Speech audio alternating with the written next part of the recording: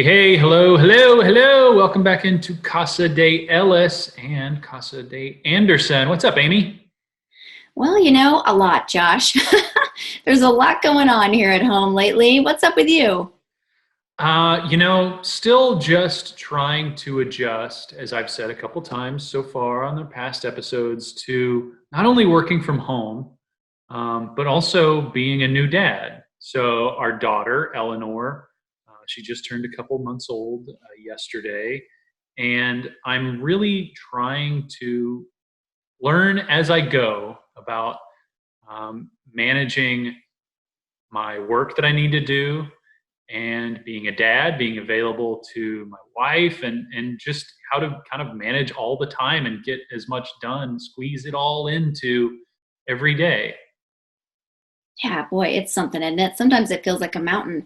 I think that I sometimes I think we all just wish we could simplify everything, which luckily we have someone today I think who's going to help us with that. I know a lot of us are feeling like we've just had a lot more added to our plate, and so the idea of simplifying is really attractive. Yeah, our guest is Emily Ley. She is the founder of a company called Simplified. She started it during a recession, which, if you're listening to us now and thinking about beginning a side hustle or solopreneurship venture, then maybe you should really listen up. She knows a thing or two about taking a passion project and turning it into a full-fledged business. She really does. She has her signature product, which is the Simplified Planner, which has sold thousands of copies. And through the years, she's really maintained a family focus, which I really respect. And I know, Josh, that's something important for you too. And she's going to share with us today many of her best strategies, some of her best tips for keeping focus, keeping moving, keeping that momentum and flow going as you're working. And it's really important for us right now as we're all feeling pulled in so many different directions. Yeah, she's also a best-selling author. Now we're really starting to brag about how you can get it all done because this is somebody who is getting it all done. She's a best-selling author of Grace Not Perfection and A Simplified Life. And her most recent book is When Less is More. She does it all from home while loving on her three kids and her husband. That's really amazing. And we're so excited to have her here. And we're so excited to really get inside how can we simplify what's going in our lives so that we can really get the most important things done. So we're excited to welcome Emily here today. Let's get going.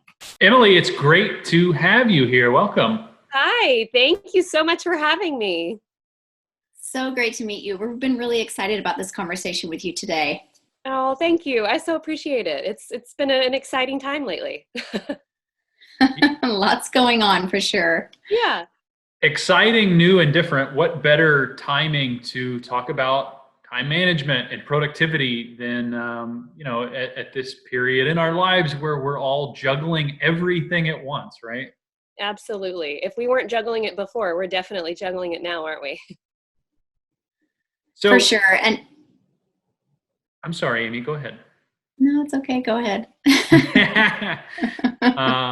Well, talk to us about just where to start thinking about this. I mean, it's a whole new paradigm for most of us. How do we even begin to prioritize juggling so many things and all of the things that we have to get done? Yeah. Well, I own a planner company. We create the Simplified Planner and a whole bunch of other products. They're geared toward this very thing, managing time well and kind of trying to take the complications out of life so that we can do the things that we care about the most really well. And so it is an interesting time to be in this field. I have found over the years, even outside of this current situation, that it's so important to have one place to keep all your things, your entire schedule, what you're having for dinner that night, what your personal to-dos are. Having just one place to keep everything is so important.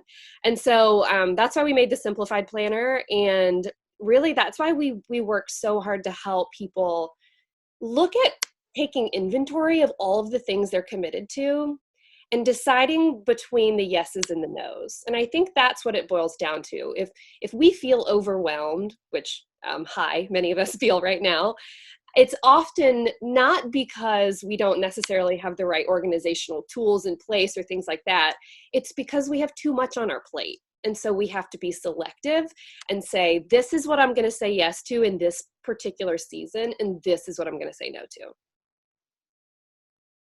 I would absolutely agree. And I think one of the great things I love about your planner and your approach to things is that you really try to help us look at the big picture, and it's the way we look at things sometimes that can be so overwhelming. Yes, we do. We have so much on our plates, and even more right now with everything going on. But sometimes it is just about, how are you looking at things? Are you calling everything important when maybe not everything is important? Can you talk to us a bit about that, about how do you figure out what are your priorities? I mean, maybe is it just how we're looking at things that's making us feel so overwhelmed? I wrote a book last year called When Less Becomes More. And I wrote it because I was in the middle of just an absolute, I don't even know what to call it, completely overwhelmed season. I had very small kids. We have twins who I thought they were at the door. That's why they look over there. Oh my goodness. Working from home is so fun with kids. My kids I have twins that are 5 and I have a 9-year-old. And I run a company from home. And so it's a lot. There's a lot of things going on. And I was just in a season of like, everything was on fire. It felt like everything needed my attention right then. And I decided, I'm just going to press pause. I'm just going to press pause on everything that I can so that I can step back and get my bearings. And I found myself doing that again in this situation, saying, whoa, whoa, whoa, whoa. I need to press pause, pump the brakes, and reevaluate where we are and what really matters. If we have a bunch of balls in the air, always there's one, and it may change from time to time, but there's one you can't drop. There's always one. And for me, that changes like multiple times throughout the day. But I find myself always saying, okay, with all the things happening at the minute, I have homeschool over here going on. I have, 15 emails. I have, a project due. I have all these things going on. What can't fall right now? And in the mornings, that's homeschool. It can't fall. So I have to shut my laptop and walk away and get that done with them and then turn to work. And I also believe one of the things that we often do so wrong, and I only know this because I've done it wrong so many times, is that we try to multitask. We think that, I can teach my kids while I clean the kitchen, while I have a conference call on my AirPods. Or, I can write these emails while I entertain kids and let them think I'm paying attention. It just doesn't work. It's impossible. It's like two physical objects trying to occupy the same space. And so we have to give ourselves so much grace to say, you don't have to do it all at the same time. You can do it all, but you can't do it all well and all at the same time. So I think A, that's really important. And I think B, we just have to decide to unapologetically claim the things that matter most. And I was afraid to do that a lot of times in my career, that if I claimed, I can't do this, I have to say no to this work thing right now because my family has to come first in this moment. I was afraid that I would be viewed as not as committed or, not hardworking or that sort of thing. And it was actually the opposite. I started to learn that a lot of people respected that in a lot of great ways. And so I think we all just learn as we go, but we have to give ourselves permission to draw the line in the sand when we have to. You know what? I've seen that sort of evolution happen with you, Amy, over the years of working with you.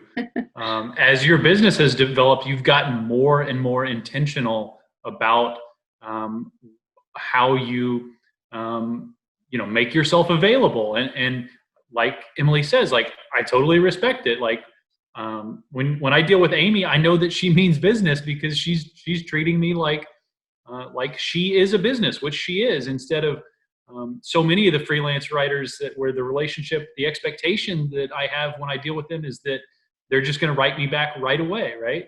Yeah. Mm-hmm. That's very true. Yeah, I think you really have to figure out those boundaries for yourself, and it does take a little trial and error, right, Emily? You kind of have to figure out what works for you, and you do have to be willing to take the risk of, well, someone may not like your particular boundary. And I think it's especially scary when you're afraid that your clients won't like your particular boundary. Like, when you say to your client, okay, I'm sorry, but I just can't do this right now. I have to be with my son, or I have to take care of this other thing with the home. And that I have found, just like Josh is saying, and like you're saying, I found that really people do respect that more, and the right clients for you will stay with you because they align with your values. And Right. that's the thing that people really resonate with, and they see your values through how you're spending your time.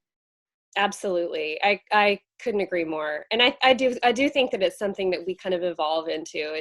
We dip one toe into setting the boundary and see what happens. And then we start to realize that it works. But, you know, I think especially in this situation, when we all have so many things we want to do, so many things that we care about, so many responsibilities that we don't want to, not succeed at, we have to just give ourselves so much grace, especially right now. This is so obviously unprecedented where we are as a world. And so my husband and I actually had this conversation last night that it's just so weird and so new. And we just have to have even more grace with ourselves and our kids and our coworkers and everybody to kind of get through this weird time. I think one of the key words that we're going to center the discussion here around is intentionality. Yeah. Now, when you run a planner company, like, intentionality is baked into the DNA of the company. You're trying to establish intentionality for all the people that buy the Simplified Planner. Mm-hmm. Has that been something that you personally have gotten better at over the years?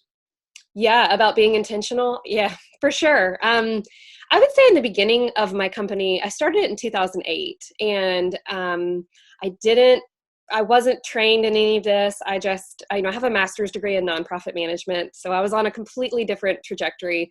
But I found myself just feeling so passionate about beautiful paper goods and also organization, time management, and being more intentional with my own life. I was working 80 hours a week, driving an hour each way. We lived in Tampa at the time, and we wanted to start a family.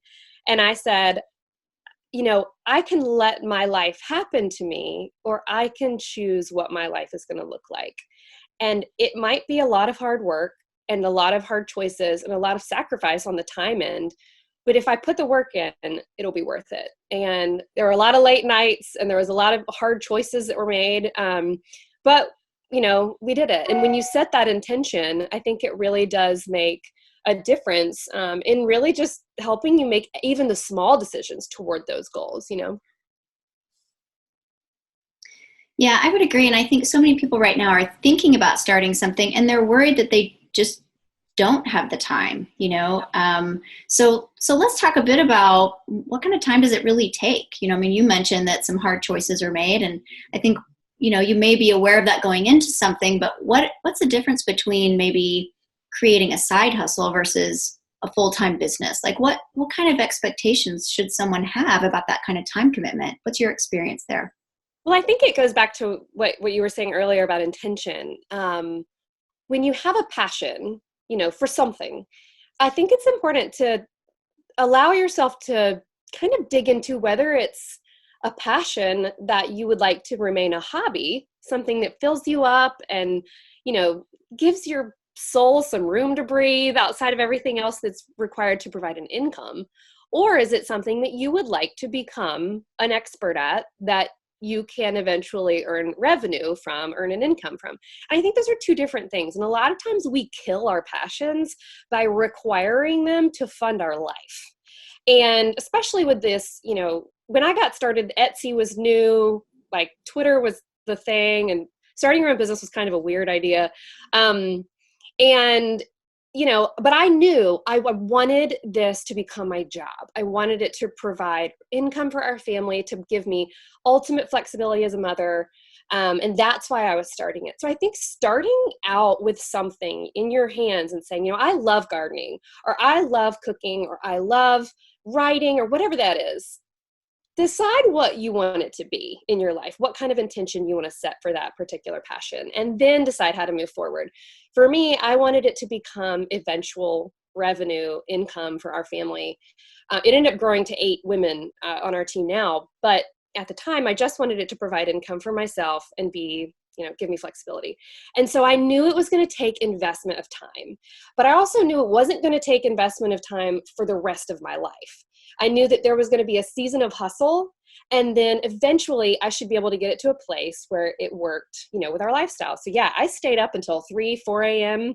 for 2 years without taking a paycheck while I went to my job at the University of South Florida at 7 a.m. every morning. I mean, I don't know how. Looking back, it was like worse than the newborn stage with a baby. It was a lot. And I ran off adrenaline. I loved it so much. And I believed that there was light at the end of the tunnel. There was something I could achieve out of it. So I just went for it. And I also burned myself out multiple times along the way and had to learn that if you're a marathon runner, you have to eventually stop and rest. You have to eventually stop and take care of yourself. So if you're entering a season of hustle, go all in. Go all in, stay up late, do the things, put in the work, but know that that season has to be followed by a season of rest, or you will eventually burn out completely. And so that's why I sometimes feel very itchy about the message these days that I hear from a lot of authors and different bloggers and things about like hustle till it hurts and that kind of thing. That's healthy to an extent, but if we burn ourselves out, we burn out the candle that passion is coming from, and it won't amount to anything at that point. So my biggest piece of advice is just to go all in when you can. And when you need to step back and rest, remember that it will serve you in the long run too. I think whenever you are going into that season of hustle, as you've said, it's important to understand that there are sacrifices you're going to have to make, right? Maybe you're not going to get as much time with your friends. You can be available to your family and you can be available to your hustle, but the people that you would meet for happy hour, you're just not going to have that much time for them anymore. And how do you kind of prepare yourself mentally for big life changes like that?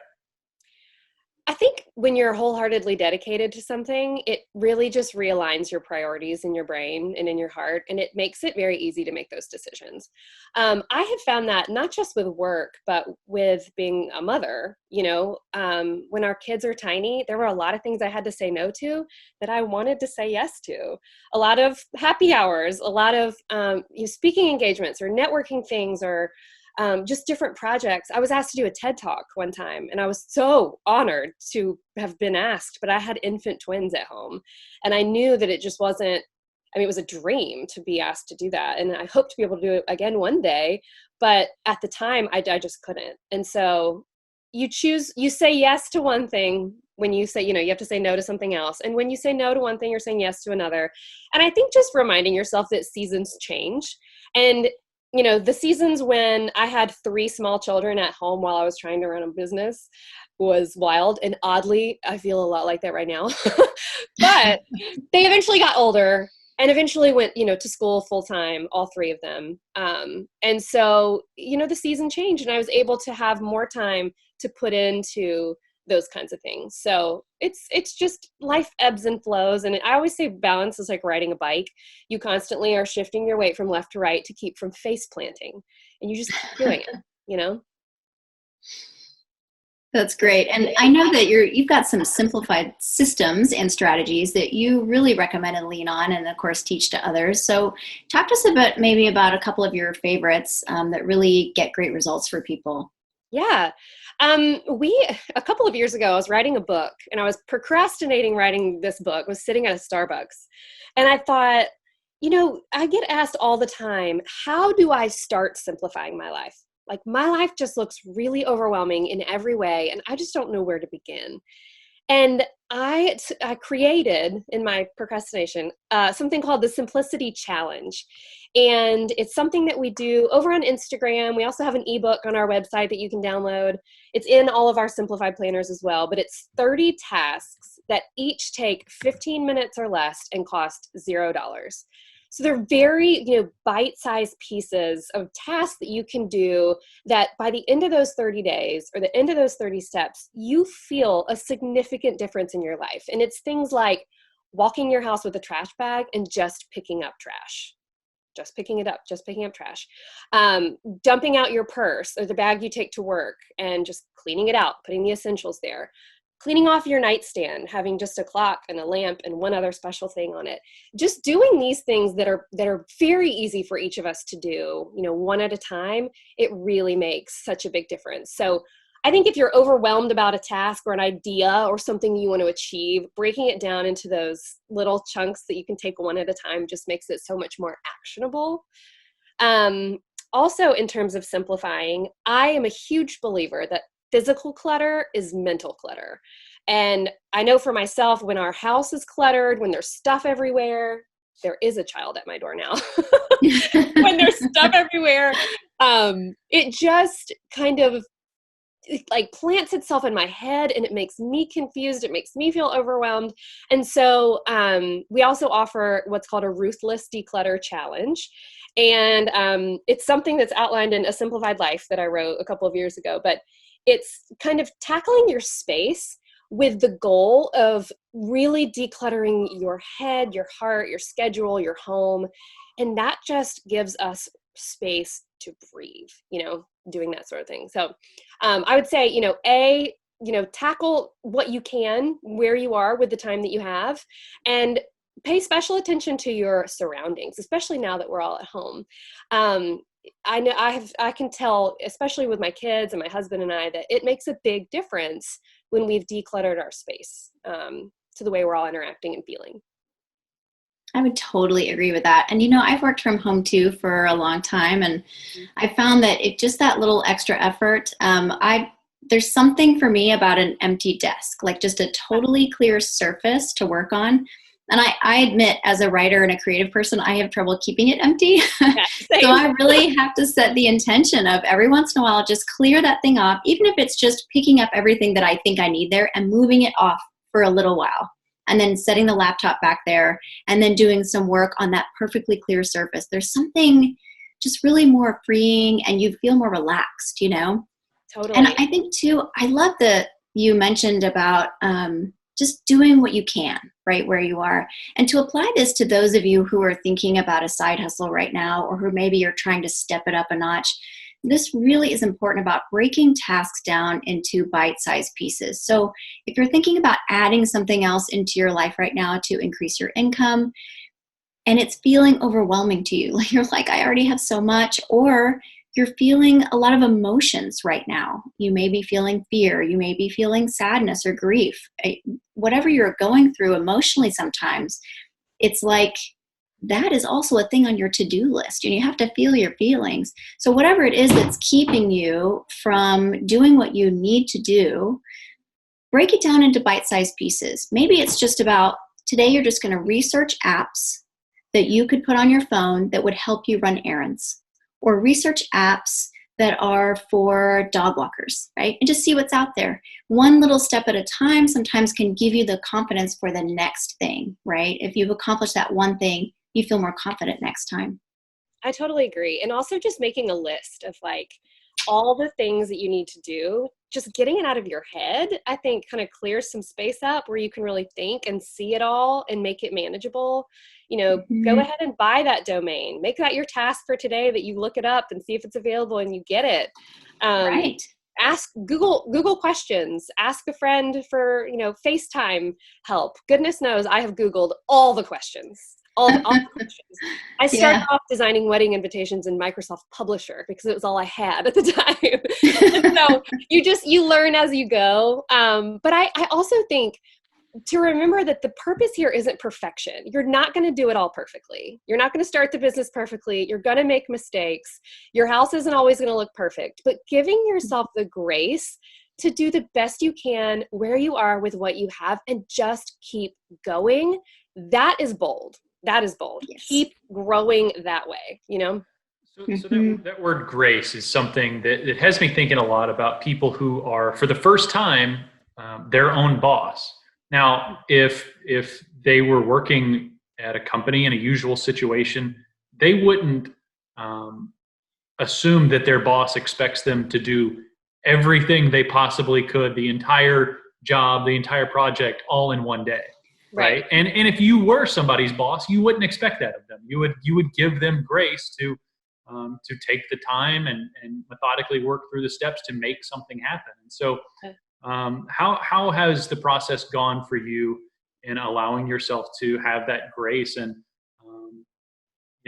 learning maybe what to expect from yourself, like when you've hit your own personal boundaries and when it's time to go from either a season of hustle to a season of rest, or maybe just a few hours of hustle to a few hours of rest? Yes. Well, I'm a recovering perfectionist. So, I have held myself to just impossible standards over the years. And I know how unhealthy that is and how it bleeds over into relationships and into your work. And it's just not a good idea. And so redefining that in the terms of grace for me means doing the best you can where you are with what you have. But also I think as learning to kind of motivate myself and recognize, it's like you said about feeling your feelings, feeling when you're feeling burned out, instead of pushing through to make it worse, and kind of like, well, I got to do one more thing, or I got to stay up like 5 more minutes, even though my brain is turned off. Remember that that's where your best work is not done, and that your best work is done when you are fueled, when you are rested, and all of those things. So, for me, it's just about knowing when to draw the line in the sand and getting comfortable with those boundaries and remembering that I'm better when I do that. I'm better for my people, for my team, for my customers, for my family, for everybody, and not being afraid to say, okay, now is the time to make a transition. Like I mentioned with When Less Becomes More, when I wrote that book, I had hit a wall, and I had a few months of just work, on top of work. And I decided it was time for me to write a book, and I had a book deadline that kind of inspired this, but I decided I was going to unplug. I had built a business on social media, but I was going to step away for a few weeks and see, hopefully it was still there when I came back. Hopefully nothing died while I was gone, but I had a team that I could hand some things off to, and I was able to say, I'm going to give myself the gift of a couple of weeks unplugged because I got to get my bearings back under me. And so I spent those few weeks writing and, cooking and resting and just doing things I don't usually have time to do, kind of like a lot of us are doing right now. I used that time to just refuel myself, and I came back not feeling like I was ready to be done with social media or any of that other stuff that was exhausting me, feeling like I was ready to get back to it. Like I had more energy. I was ready. I felt refueled. And it was a beautiful, beautiful gift to have given myself the time to refuel. And I think a lot of times we think we're like race cars. We just keep going and going and going, but eventually we run out of gas, So it's all about grace. You just have to be able to give yourself the permission to say, it's okay. I love that. And I love the concept of a recovering perfectionist. I'm sure a lot of people listening can relate to that. Yeah.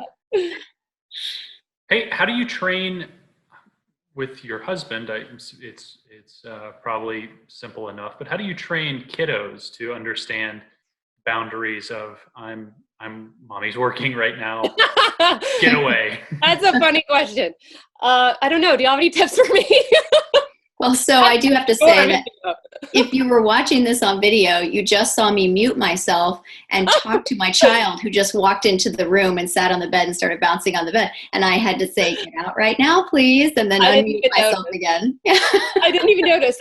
My daughter was at the door, like, are you done yet? Right. They're having quiet time right now, which is mommy's work time. I used to have a lot of mom guilt about being a working mom in general. We have a lot of friends who the moms do not work outside the home, and that is awesome and works great for them. And I had a lot of personal mommy guilt originally, thinking maybe I should be doing that and not what I'm doing. Maybe there's something wrong with me for wanting to pursue something else as well as being, a mom.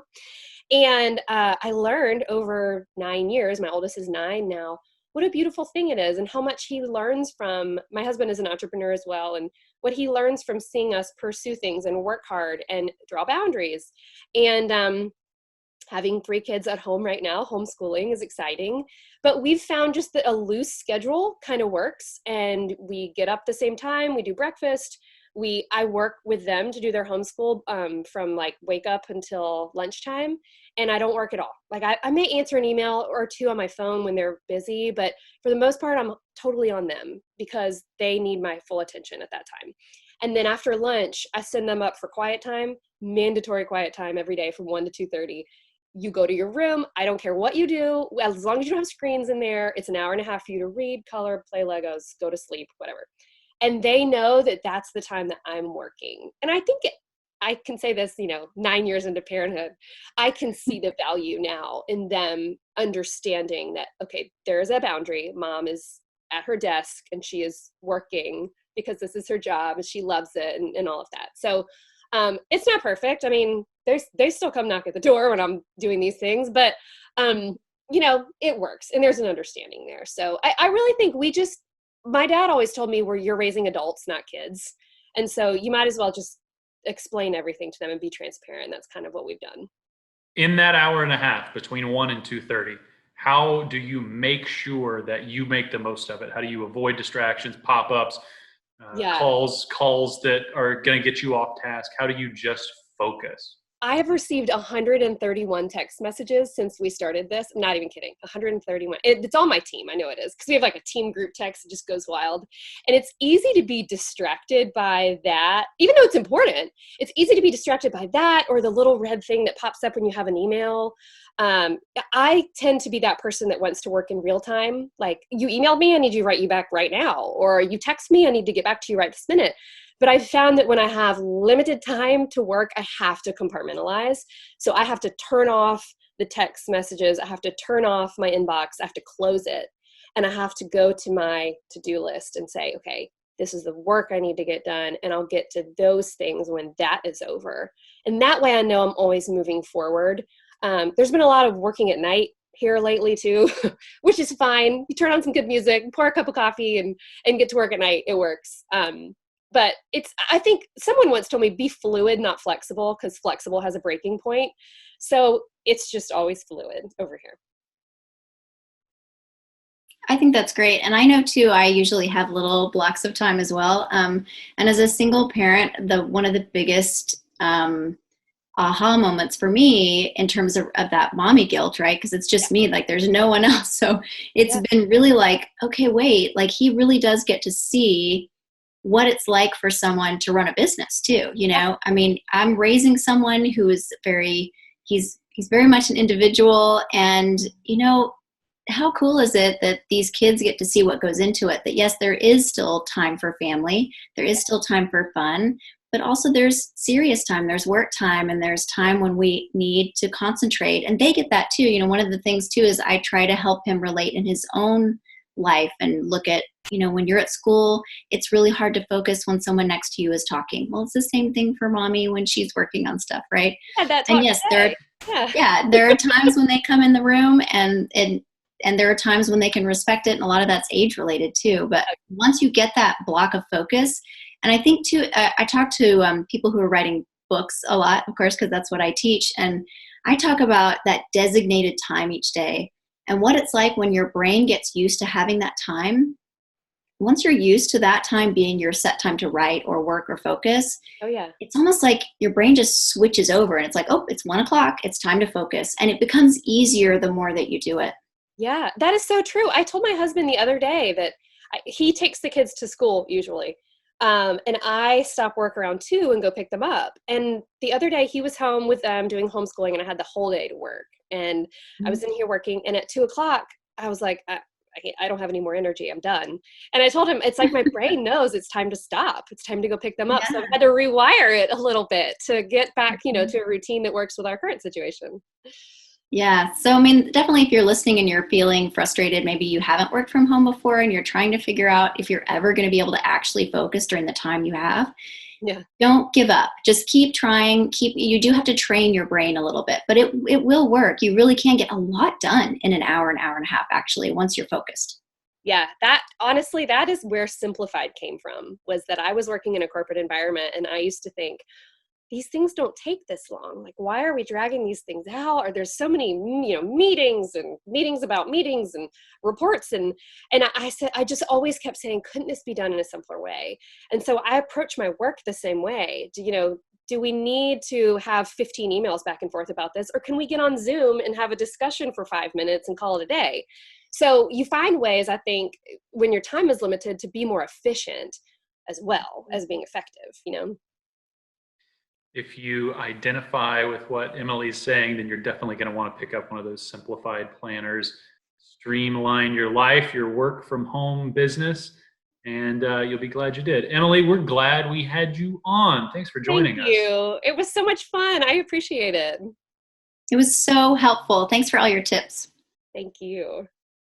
All right, take care. And all of you out there, we will see you next time on Hustle from Home. Sounds good. Thanks, guys.